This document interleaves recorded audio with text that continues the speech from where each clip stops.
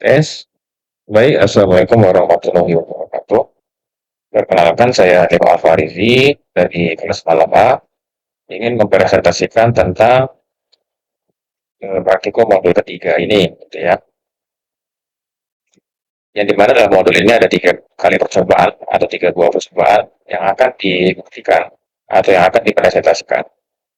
Untuk percobaan pertama, ada aplikasi penghitung resistor otomatis baik secara seri maupun paralel, yang dimana di sini menggunakan kombinasi antara checkbox dengan radio button. Nah, pembuktiannya kita bisa uji dengan menjumlahkan 3 buah resistor dengan seri, sehingga ketika dijumlahkan secara seri maka hasilnya ketika kita buat paralel maka hasilnya akan 0,5 per 5 begitu. Kalau misalkan kita coba jumlahkan yang ada di contoh, ya, resistor ada di contoh ini 100, 200, 70, 30, dan 50. Nah, kalau misalnya kita jumlahkan secara seri, ini harusnya akan sama dengan yang di modul ini, yaitu 1660. Kalau misalkan 560 yang digunakan, harusnya ini 1100. Betul ya? Ketika diparalelkan, yang ini akan menjadikan 45,571. Kurang lebih seperti itu. Baru yang kedua, itu merupakan aplikasi untuk menggambar objek dimensi. Nah, untuk pembuktiannya, kita langsung coba jalankan saja programnya. Di sini, dulu. Di sini kita samakan dulu angka-angka yang ada di bawah ini.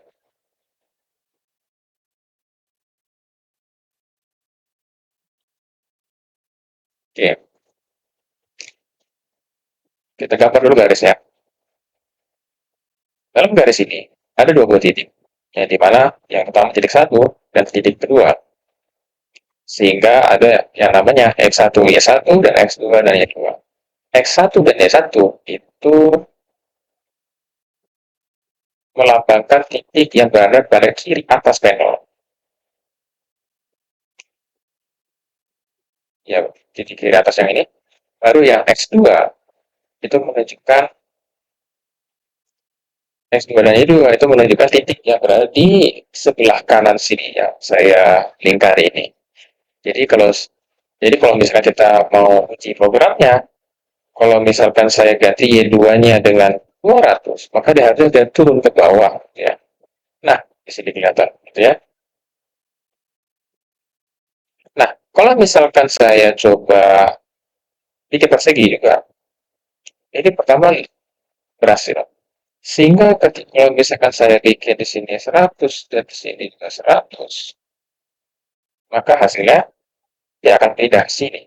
Gitu. Kurang lebih sama. Oke, kurang lebih untuk program yang kedua, cara kerja seperti ini. Baru lanjut ke eh, percobaan ketiga ya. Ya, lanjut ke percobaan ketiga.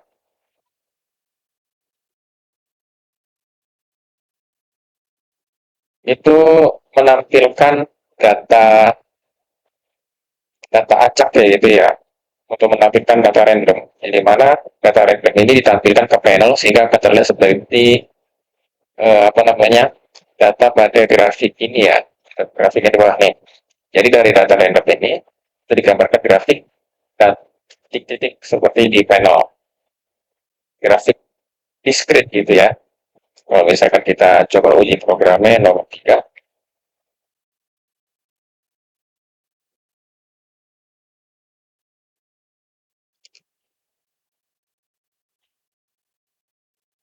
baik, kita coba cari data baru. Nah, di sini paling rendah harusnya 2. Berarti kalau data 3 ini harusnya paling di bawah.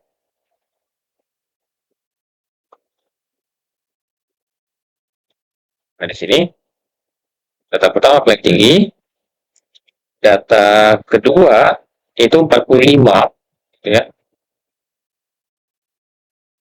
Data kedua itu 45, berarti 3 agak bawah. Data ketiga itu 2, tapi dia agak tenggelam, ya, apa namanya, keluar dari batas panel ya. Kalau misalkan saya bikin data baru lagi, grafik, nah di sini kelihatan semuanya. Nah, ini lebih baik. Data pertama itu 33, nah berarti di sini kelihatan. Data kedua itu 188. Nah, di sini kelihatan yang dimana yang data ketiga 210 lebih tinggi sedikit daripada 188, baru data keempat yang paling tinggi itu 95, baru data kelima 238. Kurang lebih seperti itu cara kerjanya. Oke, sekian dari presentasi praktikum modul ketiga ini. Saya tutup dengan assalamualaikum warahmatullahi wabarakatuh.